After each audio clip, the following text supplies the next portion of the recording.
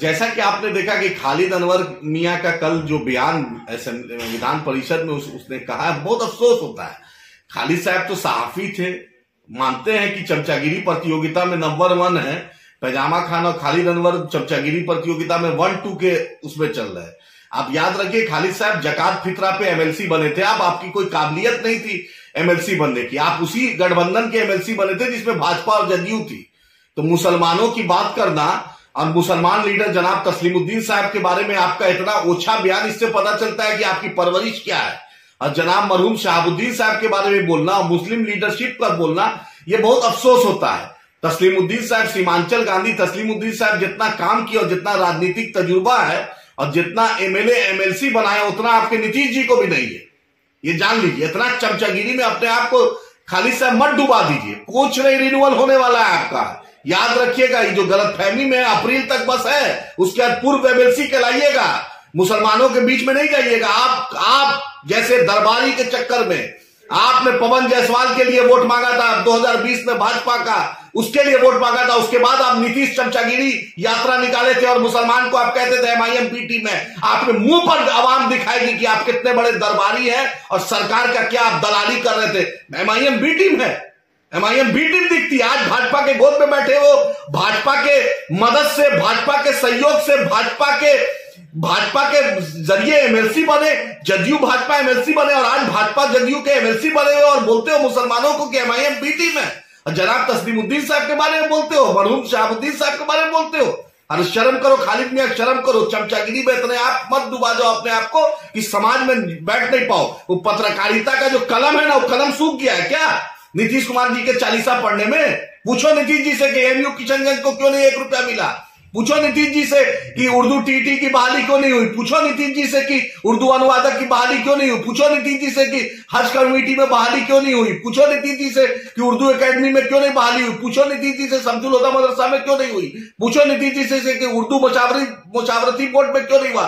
पूछो नीतीश जी से मदरसा अजीजिया जल गया तो उस पर नीतीश कुमार क्यों चुप्पी साधे रहे। पूछिए नीतीश जी से कि मॉब लिंचिंग होता है मुसलमान का तो उसमें नीतीश जी क्यों चुप रहते हैं। पूछिए नीतीश जी से कि आरजेडी जो गोपालगंज में जो मार दिया गया असलम साहब को, उस पर नीतीश जी क्यों नहीं बोलते हैं। आसिफ जमाल को मार दिया गया सिवान में, कुछ नहीं बोलते। खलील रिजवी जदयू का लीडर था, उसको मार दिया, उसकी बेवा को ये विजय चौधरी पूर्व मंत्री पूछने नहीं जाता है। पूछो नीतीश जी से, पूछो नीतीश जी से कि पूर्णिया एयरपोर्ट कब बनेगा। पूछो नीतीश जी से कि पूर्णिया को उपराजधानी का दर्जा कब मिलेगा। पूछो नीतीश जी के सीमांचल की बाढ़ की तबाही कब दूर होगी। पूछो नीतीश जी से सीमांचल की पलायन कब दूर होगी। सीमांचल के गांधी तस्लीमुद्दीन साहब पर बोलना, ये पता चलता है। अरे सूरज पे थूक फेंकने से अपने मुंह पर थूक पड़ेगा खालिद अनवर। बच्चा हो बच्चा। अफसोस होता है कि ऐसा कि जिस आदमी को इज्जत समझते थे नीतीश कुमार के चमचागिरी में अपने आप को, अपने समाज को, अपने लोग को ये आदमी नीचा दिखाने का काम कर, कहीं रहने के लायक नहीं हो। फिर से दिल्ली चले जाओगे आप, वहीं पर जाकर पत्रकारिता करना, दरबारी करना, वहीं पर कसीदा पढ़ना। जैसे दूसरे पत्रकार मोदी चालीसा पढ़ रहे हैं, उसी तरह नीतीश चालीसा पढ़ना। ना लोकसभा का टिकट मिलेगा, ना एमएलसी मिलेगा। और बतला दे रहे हैं कि अगर मरहूम तस्लीमुद्दीन साहब के बारे में बोले, वो सीमांचल के गांधी थे और सीमांचल का उनका सिर्फ राजद, जदयू, भाजपा, लोजपा, कांग्रेस, सीपीआई से, एमआईएम से रिश्ता नहीं। वो सीमांचल का बेटा, सीमांचल का लाल और सीमांचल से उनका रिश्ता था। दोबारा ये मत बोलिएगा, जुबान पे लगाम दीजिए, नहीं तो सीमांचल की जनता आपके जुबान पे लगाम लगाना जानती है। आप अपना दिन मत भूलिए। जब आप चंपारण से निकलकर दिल्ली पहुंचे हैं, आप उससे पहले लालू दरबार में कितना दरबारी करते थे और कांग्रेस दरबार में कितना दरबारी करते थे, पूरी दुनिया जानती है। राहुल गांधी का प्रोग्राम होता था तो दिल्ली से पहुंचे रहते थे मैनेजमेंट के लिए। मुजफ्फरपुर और छपरा और सीवान 2010 का चुनाव पूरी दुनिया जानती है। और तस्लीमुद्दीन साहब, शहाबुद्दीन साहब, फातमी साहब, बारे में पूछो ना नीतीश जी से कि एक मुसलमान एमएलए एमपी लगातार 2005 से बना पाए। एक मुसलमान को राज्यसभा दिया है उन्होंने डंके की चोट पर, जो मुसलमान की आवाज उठाए। पूछो नीतीश जी से कि एनडीए में डिप्टी स्पीकर क्यों था उनके साथ, जब मिट्टी में मिल जाएंगे, भाजपा में नहीं जाएंगे, मरना कबूल है फिर भी भाजपा में नहीं जाएंगे, वो आदमी आज भाजपा के साथ किस मुंह से है। और जिस पार्टी के लीडर का जुबान का कीमत नहीं, उसके लोगों का कोई कीमत समाज में नहीं होता है। किस मुंह से आप बोलते हैं खालिद मियां? सीमांचल में जाते थे, पूछे हाफिज साद साहब के घर गए, 1 रुपया दिए, उसको नौकरी दिलवाए। गुड़गांव में हाफिज साद साहब को मारा गया है। शर्म है आवाम के बीच जाने की औकात? पूछो जाकर उस जो आरपीएफ वाला पुलिस वाला मार दिया जो 20वीं के उस नौजवान को, है नीतीश सरकार में हिम्मत की वहां पर उसको मदद करे, नौकरी दिलवाए? पूछो उससे, उस बेवा से जो जिसको समस्तीपुर में मारा गया, उसके घर वाले को, उसको देने की औकात है? मॉब लिंचिंग जो हुआ वहां गया में है हिम्मत उसको कुछ करने का? अरे एक मुद्दा पे तो आज तक कुछ बोले नहीं हो। नीतीश कुमार को खुश करने के लिए किसी भी हद तक आप चले गए। अरे कम से कम चमचागिरी इतना भी मत कीजिए कि समाज में आदमी जी नहीं पाए। और आपका कोई कैरेक्टर मोरल नहीं है, सब आपके बारे में जानता है।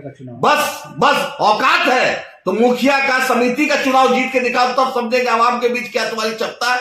और नीतीश कुमार जी के बैसाखी पे, लालू जी के बैसाखी पे, MIM के बैसाखी पे, कांग्रेस के बैसाखी पे तो कोई भी चला देता है। बदलाव ना मुसलमानों के लिए आपने क्या किया? 6 साल कार्यकाल हो गया। अरे वली रहमानी साहब का सदका है, मुसलमानों का वो दीन बचाओ देश बचाओ तहरीक का सदका है जो MLC बन गए। तुम्हारे में कोई काबिलियत नहीं था MLC बनने की, कोई सलाहियत नहीं है, सिर्फ चमचागिरी कर सकते हो अखबार में। वो अखबार में भी सरकार से सिर्फ विज्ञापन ले सकते हो, उसमें भी क्षमता तुम्हारी नहीं है कि अपनी, तुम्हारे अखबार की भी सलाहियत नहीं है कि पूरे हिंदुस्तान में चले जाए। वो नीतीश जी को दिखाने के लिए और ज्ञापन देने के लिए ठीक है, विज्ञापन पैसा कमाने के लिए, लेकिन मुसलमानों की आवाज मुंह से नहीं निकलती है। हिम्मत चैलेंज करते हैं कि बतलाए नीतीश कुमार की सरकार में माइनॉरिटी का बजट कितना है, बतलाए कि हज कमेटी, आज वक्फ बोर्ड को कॉन्स्टिट्यूशनल स्टेटस नहीं मिला, राज मंत्री का दर्जा इरशादुल्ला मियां चमचागिरी करता है नीतीश कुमार का, लेकिन हिम्मत नहीं है कि राज मंत्री का दर्जा मिले। वही किशोर कुणाल जो है न्यास बोर्ड के अध्यक्ष, उनको राज मंत्री का दर्जा मिला हुआ है। शर्म है जो मुसलमान लीडरशिप पे बोलने की। अरे हम लोग डग गए कि चोट पे मुसलमान की बात करते हैं, डरते हैं तो अपने अल्लाह से डरते हैं, झुकते हैं तो अल्लाह के आगे। आप लोग इतना नहीं नीतीश कुमार के सामने चालीसा पढ़ते हैं, दरबारी करते हैं।